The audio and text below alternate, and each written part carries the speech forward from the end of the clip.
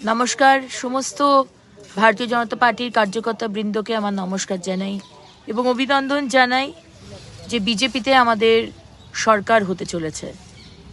এই মুহূর্তে প্রায় 48টা সিটে ভারতীয় জনতা পার্টি এগিয়ে রয়েছে এবং আপ 22টা সিটে এগিয়ে রয়েছে।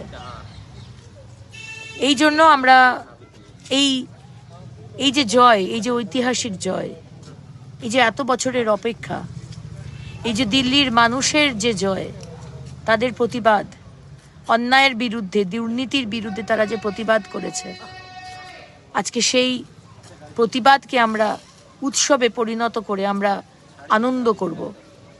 এই জয় আমরা, আমাদের জয়, সাধারণ মানুষের জয়, ভারতীয় জনতা পার্টির কার্যকর্তার জয়, আমাদের অভিভাবক ভারতবর্ষের যশস্বী প্রধানমন্ত্রী নরেন্দ্র মোদীজির জয়, পদ্ম ফুলের জয়। সেই কারণে ঠিক 1:30টার সময় বাড়ি ময়দানের সামনে আমরা এই জয়কে আমরা সেলিব্রেট করব, মিষ্টি মুখ করে, আবির খেলে এবং ঢাক বাজিয়ে।